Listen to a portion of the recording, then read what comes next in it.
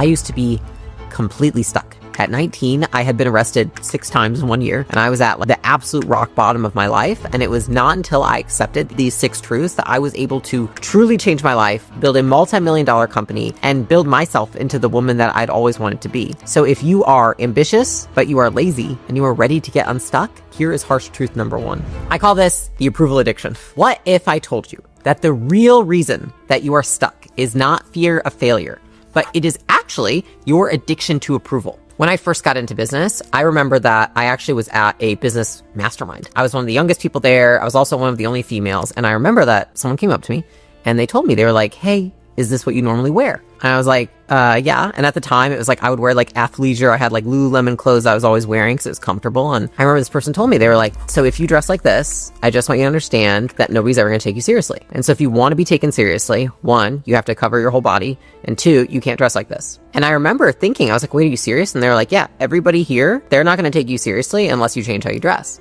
I want to say like the next 4 or 5 years, like literally all I thought about when I was getting changed in the morning was the fact of what they had said. And so I changed my whole wardrobe and then I started dressing nothing I'd ever dressed like before. I threw out all of my clothes that I felt comfortable in. And every day when I did wear my clothes I felt comfortable in, I felt like people were looking at me funny, like they wouldn't take me seriously. I felt like I couldn't go to a business meeting like that. And I ended up just like losing confidence in myself. I remember until one day I realized that regardless of if I was dressing like that or I was dressing in the way that I wanted to dress, either I was getting the approval from others or I was getting approval from myself. And I had continued to sacrifice my own self-approval for the approval of all these other people who I realized I didn't look up to, I didn't want their lives, and I actually didn't even really respect them. And I said, what am I doing?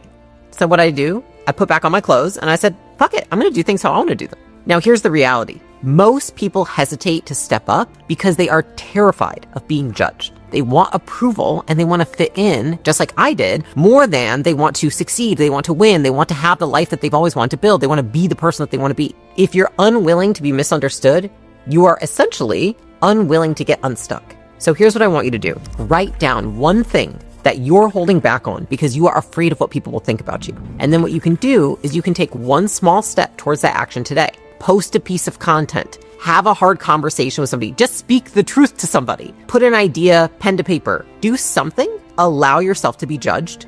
Do not fight it. It's like a lot of the times when we feel like we're being judged, we immediately want to get out of that zone. We're like, I don't want to feel like I'm being judged. But if you just stay there and you allow yourself to be judged, what you will find on the other side of that is actually freedom. Because once you realize that you can tolerate judgment from other people, you can have anything you want and you can be whoever you want. Next, truth number 2, success demands a trade.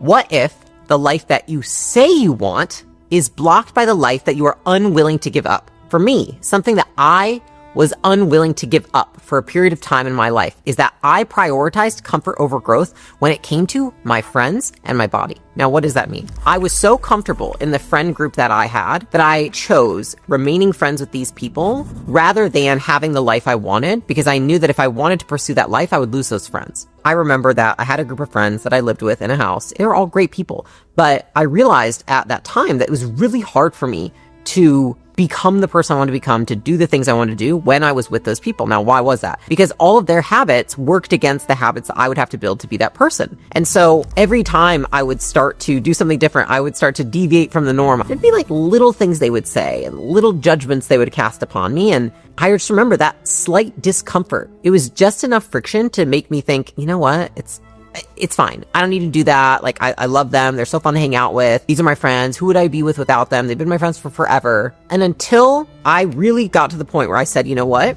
I want to become that person more than I want to keep all of my friends. It wasn't until that moment that I wasn't able to change. Here's the thing. You do not get what you want most in life. I know that sounds terrible, and I know that we all want that. We're like, if I want it bad enough, I'm gonna get it. But you don't. You get what you work for. And most people are actually working to keep their comfort. Think about it. Like, at that point, I was working so hard to keep my friends. I was working so hard to keep my beliefs. I was working so hard to keep myself stuck. Because everybody says they want success. Very few people can actually show it with their actions. We are not our desires. We are our actions. If your time and your calendar and your money do not reflect your goals and the life that you say you want, then be honest with yourself. It's not really the life you want. You want the life you currently have more than the one you say you want. That's it. If you wanted that one more, you would be on your way to getting it. The disconnect between desire and behavior is what keeps you stuck in the patterns that you hate and the life that you hate, because those patterns are easier than choosing growth. So here's what you can do. Look at your calendar, look at your bank account, look at where you spend your time and money. Highlight where it actually goes. Where does most of your time and money actually go? And then ask yourself, circle it. What doesn't line up with what you say you want? Talk is cheap. It's the oldest saying in the book, but I didn't really get this until I was an adult. The only thing that matters is what they do. So circle the one thing that you are spending time or money on that is not leading to the life you want. And then replace that with something that will. Maybe it's right now, you're like, you know what? I'm spending $200 a month, Layla, on my nails, but I don't spend $200 on a gym membership and I'm out of shape and I feel like I should be working out. Great.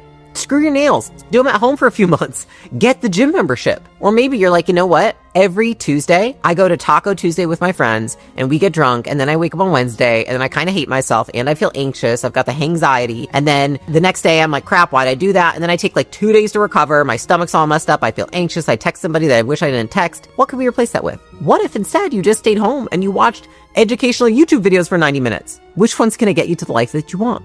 Do this for a week, a month, a year. It's the little changes like this that compound and actually bring you to the person you want to be. Now, number 3, clarity comes from motion, not the other way around. I know that nobody ever wants to hear this, and I don't even like hearing it because guess what? I have to coach myself. But waiting to feel ready is the biggest trap that you can fall into when it comes to doing anything that you want to do. I did not feel ready when I started my first company gym launch. When I gave up all of my clients, I had a roster of personal training clients. I gave all of them up to start this company. I never felt ready. I did not feel ready when I started making content. I did not feel ready when I moved across the country. I did not feel ready when I got married. I did not feel ready when I started acquisition.com. None of it. I have never felt ready for the success that came my way. The only thing that will make you ready for something is doing it. Think about this. You will only ever feel ready the second time you do something. That's it. So if you haven't done it before, you're never going to feel ready. The second time you do it, you can feel ready. The first time, never going to feel ready. So if you are waiting to start your life, you will never have the life you want. What is a time in your life where you took action before you felt ready? And what happened? If you're watching this video, you didn't die. You're still here. Can't be that bad. Most people have this backwards. They wait their entire life to feel ready instead of acting their way to readiness. Confidence does not come first. You're not going to feel confident before you do the first rep. You will feel confident or more confident on the second rep, but you will not feel confident before the first rep. Action comes first. Action builds experience. Experience then builds competence, right? You're getting the skills. And then that competence, having those skills, is what creates confidence. And then from there, you can go into something feeling great. This is what you're going to do. Write down one thing that you've been waiting to feel ready for. Break it down into the smallest first step. Do one today. Seriously, one of the best pieces of advice I ever got from somebody. If you make a plan, start the first step today. Why is that? You buy yourself in. We have to get ourselves to buy in our own plans. This is not mutually exclusive for somebody else's plans. You need to get your own buy-in, and you do that by taking action. Truth number 4, thoughts are just noise. Okay, this might sound crazy, but you don't have to believe everything you think.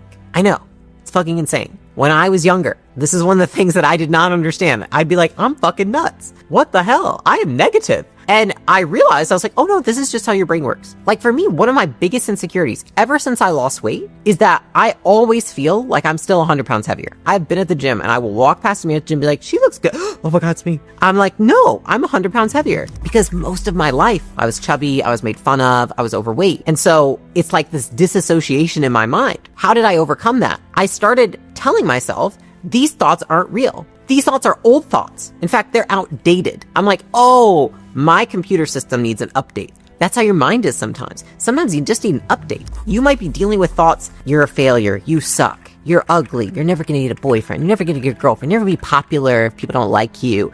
Where did those come from? Think about the thoughts that you think the most, the toughest intrusive thoughts you have. Where did they come from? Probably not you, but you just keep replaying them in the system over and over again. And so sometimes what we have to do is we have to step back and we have to say, you know what? 1, these thoughts are not facts. 2, I need an update. So what do I want to update these thoughts with? Certainly something better than this, right? It's like, well, if it's not true and it's playing in my head all day, fuck it. I might as well make something not true that makes me feel better about myself than this shit thing in my head. Most people let their internal dialogue steer their actions without ever questioning it. Now, this is the definition of living on autopilot, and it needs to stop if you actually want to change your life. You have to be able to sit there and say, you know what? I don't believe everything I think. And this is why we use a tool called thought detachment. That is the process of identifying certain thoughts as optional. That's it. It's like your thoughts are not facts. They're just words and pictures in your head. You can take it or leave it. It's up to you. Would you like to believe this thought today? Or would you not like to believe this thought today? And some people say, well, Layla, I do think that thought is true. Like, my husband said this. I do think I've gained 5 pounds. Maybe you have gained 5 pounds. Do you think thinking I'm a fat piece of shit is helpful? It's just not helpful. So at some point you have to be like, it might be true, but it doesn't help me. Instead, I could think, you know what? I have gained 5 pounds and I can also lose 5 pounds because I'm a badass. The next time that you feel stuck in a cycle of overthinking, try labeling the thought. I notice that I'm having the thought that I'm fat. I notice I'm having the thought that I'm not smart. I notice I'm having the thought that I'm a complete fucking failure. Visualize it like this. I think of it like I am off-road. I have my car pulled on the side of a highway and I watch all these cars driving by, and those cars are my thoughts. And each one of them, I see them in the car. And then I'm like, do I want to get in? Do I not want to get in? Do I want to get in with that stranger? Do I want to get in with that guy driving the semi? Do I want to get into the Lamborghini, right? Or the Rolls Royce? You get to choose. That's the cool thing. And if you do this consistently, you will cut the power out of your thoughts that have what you feel is a lot more power over your actions. If you take a lot of the juice out of them, you almost like draining it of gas, it's a lot weaker, and then it's a lot easier to detach from it. This brings us to point number 5, which is acceptance is power. What if the thing that you keep resisting is actually the key to your growth? For years, I did not understand the concept that thoughts are not facts, and I did not understand the concept that we all have negative emotions. And so I would go around having tons of negative emotions, feeling super anxious and super stressed. This is my early 20s. And I remember thinking all the time, I was like if somebody knew what was in my head, I would not get a boyfriend, I'm never gonna get married, my friends would be like, you're fucking crazy, bitch. I remember thinking those things all the time. And then I remember I got married, lucky him. Eventually one day I start talking to him and I'm like, I just don't want to tell you all the crazy thoughts I have in my head. He was like, why? And I was like, what if you think I'm crazy? And I remember that moment my husband was like, so what? That led me to this tool, which is the so what. I was like, oh, I like that. What do you mean so what? He's like, so what? Still married you. It's still cute. I don't think it'll change much. And I was just like, oh, wow. And it diffused so much of my emotion around the situation that all of a sudden I started spewing everything at him. I was like, I think this and this and this. And he was like, checks out. And then I was like, what if I could do that for myself? And so now what I learned is that every time I have a thought that feels scary, feels big, feels gross, feels negative, then I need to say to myself, so what? So what you got a fucked up thought? So what that you think that? You are a tiny speck on this giant universe, and that thought will go away as fast as it came. So I want you to try this mental reframe. Think of active acceptance as a tool in your toolbox. Active acceptance is just saying, so what? You're like, what if this happened and then my boyfriend breaks up with me and then this happens and blah, blah, blah. And so what? Half of being stuck comes from resisting reality. It comes from resisting your thoughts, resisting the negative feelings. So acceptance means carrying the circumstances, the feelings, the thoughts with you rather than fighting them. Now, what you will find is that this does not mean that you're giving up. It means that you move forward with reality, not against it. And this takes so much of the power out of a situation, a thought, or a feeling. Now, this is how you can actually put it into practice. Right now, I'm going to ask you this. What in your life right now is unfair? What is unfair? Maybe you have a bad boss, or a really heavy workload with your job, or a bad customer review. Next to it, right? So what? I can carry this. Then ask yourself this. What is one productive action that you can take while being uncomfortable holding that thought or circumstance? Because here's the thing. The price of your dreams tomorrow is the discomfort of accepting it today. Which brings us to our final and most important truth. You need to audit your beliefs. There's a reason that we call them your beliefs, not facts, not the universal beliefs. We know that our beliefs shape our reality. And what's crazy is that our beliefs might be completely fucking wrong and crazy, right? We've identified this. One of the biggest beliefs that I've had to unlearn is that fear means something's dangerous. I used to have so many feelings of fear, of anxiety, and they would feel paralyzing almost, like literally like sweaty hands. I'd feel like my mouth is foaming, not foaming, but I'm losing like spit in my mouth. Foaming would be tough. That'd be a seizure. You should go to the doctor if that happens to you. But I would have, no spit in my mouth. Like I'm so nervous about something. And I used to think when I was younger that meant that thing was dangerous, and that finally when I really understood that this was just a belief I had about any situation I was really scared. It was because I had an irrational belief about that thing. You know, some people have an irrational fear of spiders, an irrational fear of flying. And the crazy thing is that more people will die in a car crash this year than they will in a plane crash. Yet people are way more scared of flying than they are of the car. I have had plenty of those things. And I think what I used to think is that fear equals bad. Then what I realized is that fear equals irrational belief that it is time to break. When you have unchecked beliefs, I'll never succeed, this thing is dangerous, this business is gonna die, this guy's gonna leave me, and then you let them silently dictate every action or inaction you take, that is when you get stuck. So if you're watching this video and you're thinking, I am stuck in some way, maybe you're stuck in a cycle of destructive beliefs. Because think about this, the only beliefs that we don't question are the